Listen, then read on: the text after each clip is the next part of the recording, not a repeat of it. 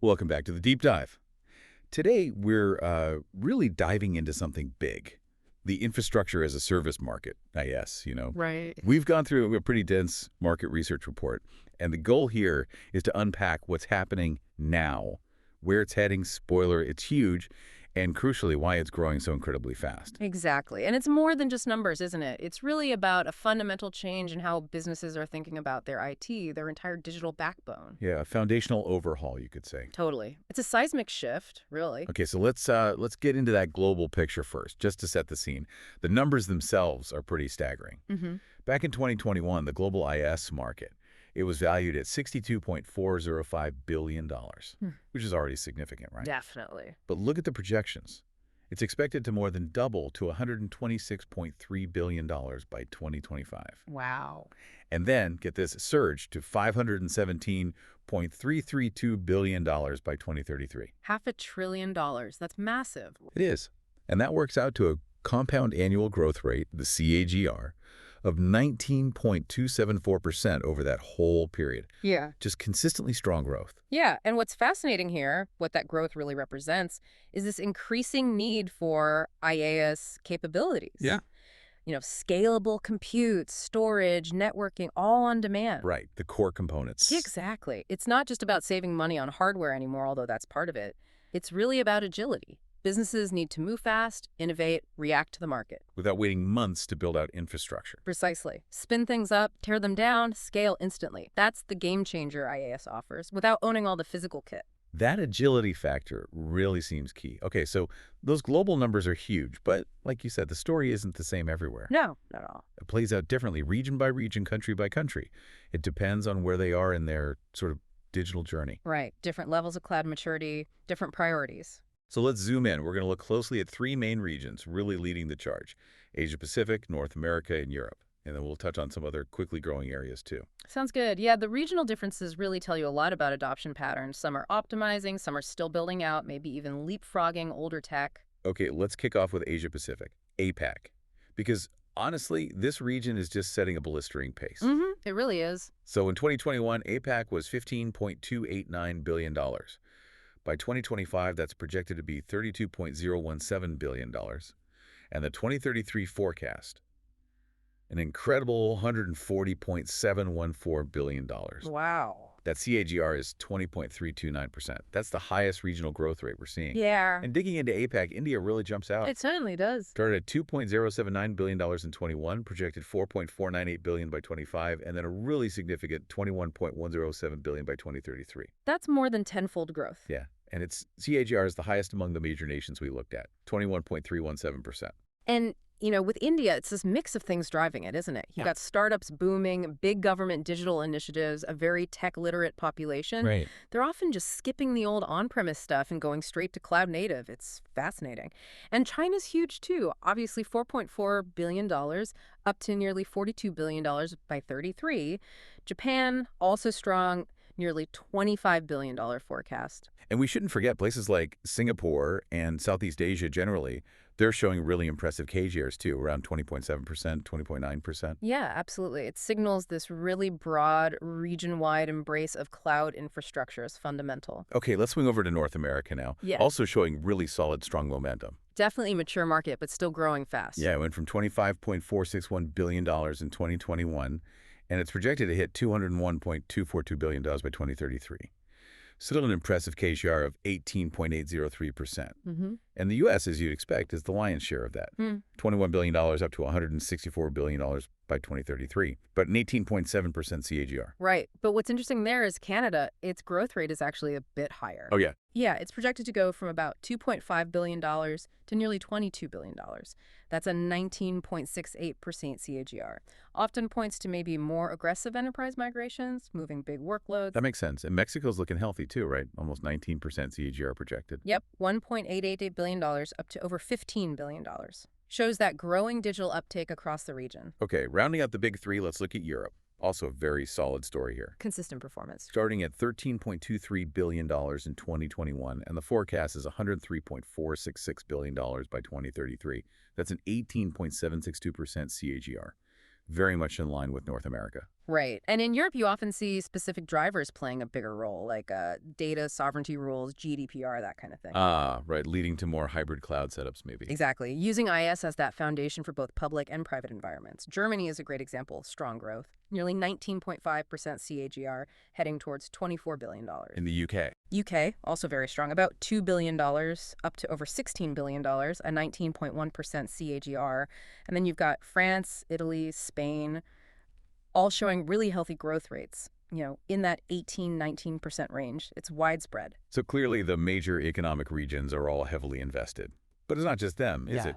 What about the sort of emerging markets? Are they catching on? Oh, absolutely. Some really aggressive adoption happening there. Like South America. I saw some impressive numbers there. $3.68 billion in 2021, projected to hit almost $32 billion by 2033. Yeah, and that's a 19.6% CAGR. Very strong. Brazil's the biggest piece, obviously, climbing towards $12 billion. Right. But what's really telling is Argentina and Chile, both showing CAGR at above 20%. Wow. So real acceleration happening. Exactly. It signals this growing regional appetite. They're often using IaaS to scale fast, especially in things like e-commerce, fintech, without needing that huge upfront hardware cost. They can leapfrog, in a way. That makes sense. And the Middle East, also seeing that kind of acceleration. Yep.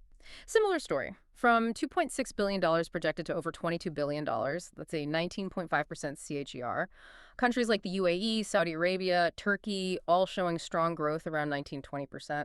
Lots of big digital transformation projects there. And Africa, too. Africa is definitely part of this, growing from just over $2 billion to nearly $18 billion by 2033, about an 18.8% CAGR overall. Okay. And you see strong performers like South Africa, nearly 19.5% CAGR, and Nigeria, around 19%. Again, often driven by mobile-first strategies, needing that scalable cloud backbone.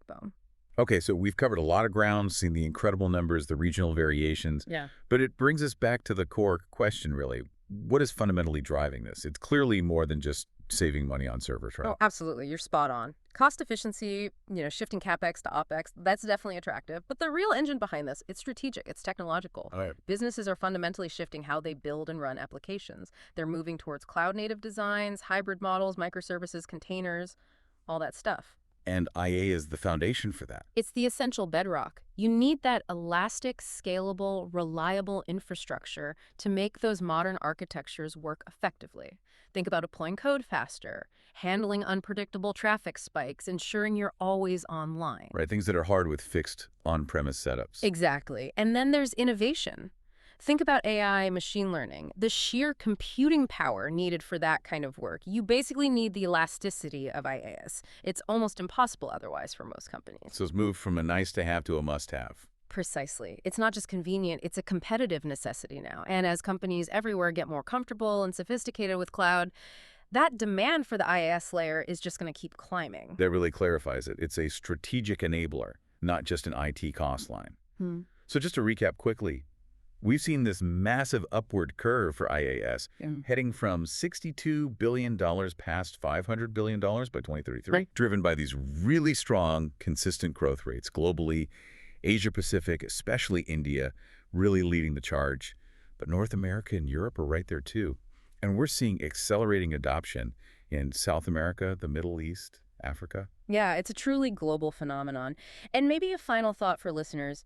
As you hear about this huge shift in the basic building blocks of IT, think about what that means beyond just the tech companies. Right, the ripple effects. Exactly. How does this change the game for your industry? How might it reshape business models, speed up innovation, or even change the kinds of jobs and skills that are needed down the line? What opportunities or maybe challenges does this create for you? Something to mull over.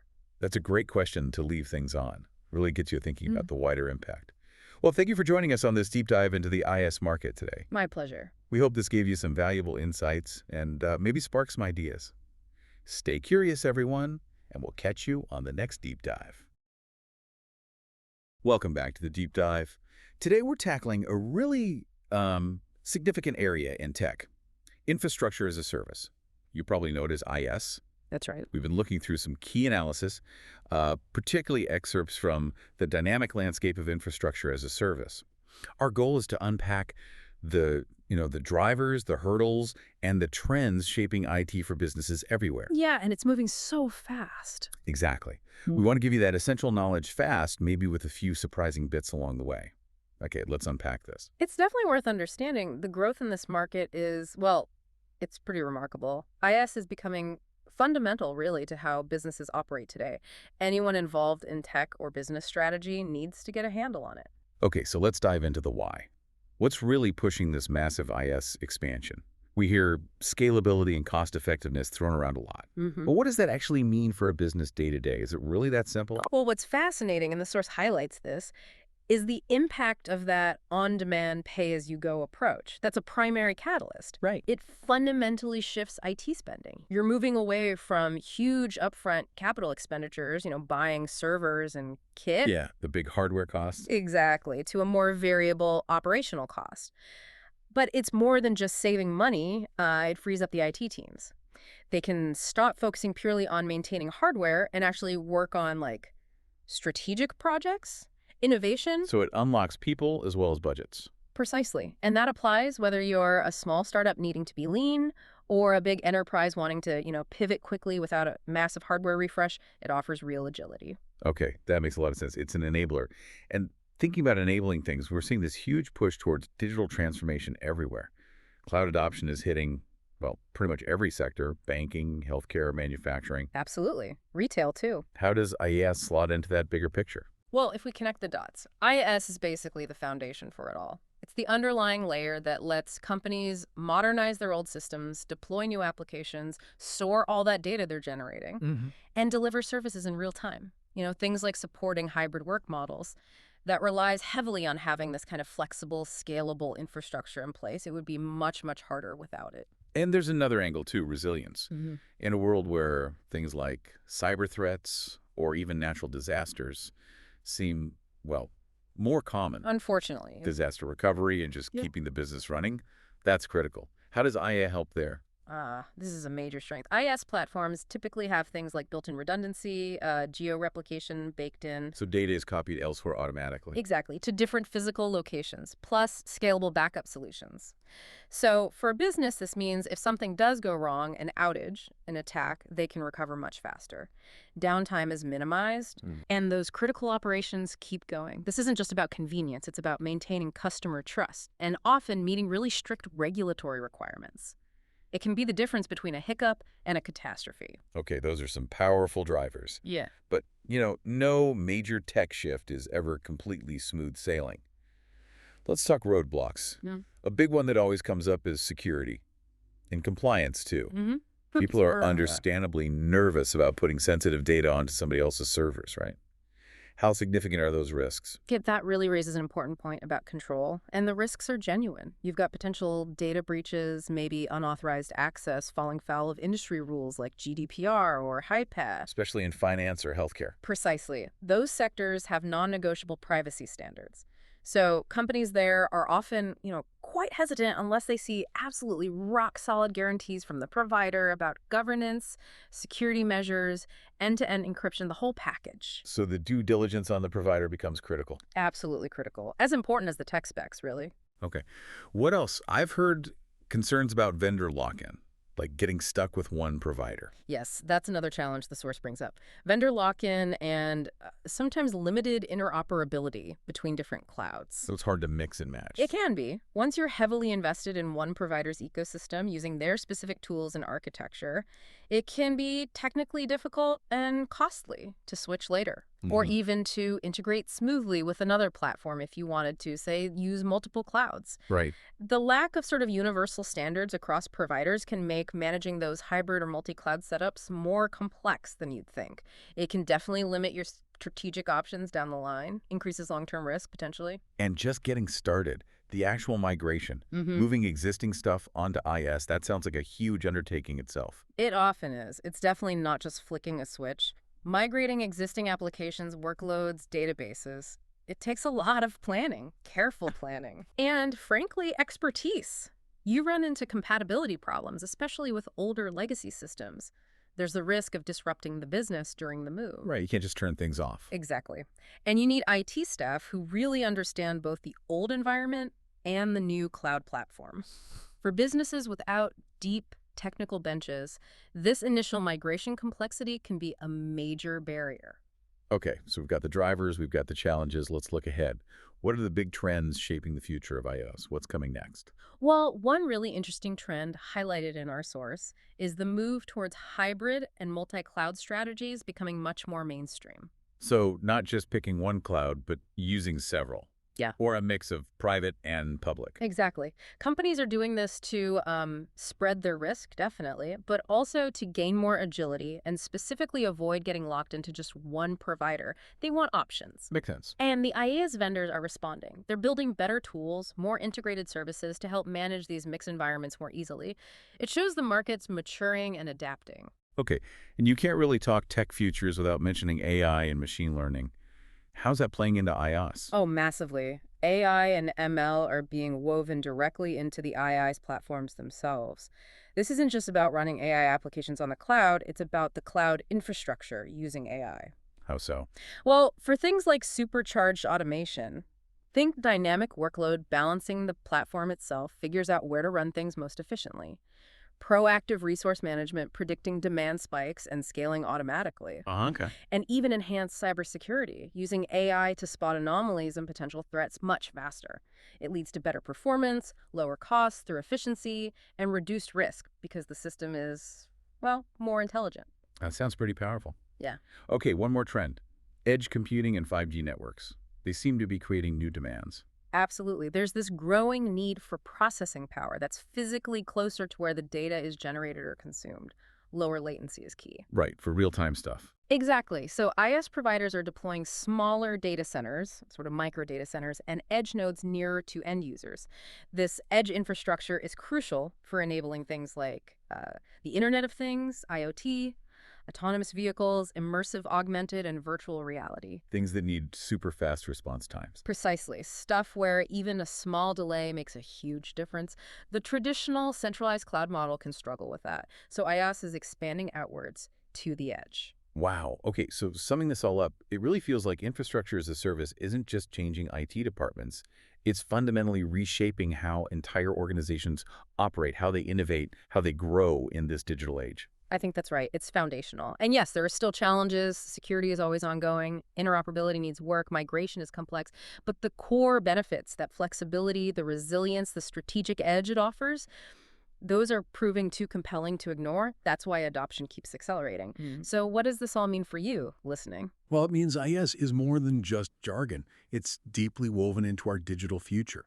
And if these foundational building blocks are changing so quickly, enabling all this, it makes you wonder what completely new things with disruptive ideas or business models will emerge next, and how might that actually impact your world, your work, your daily life?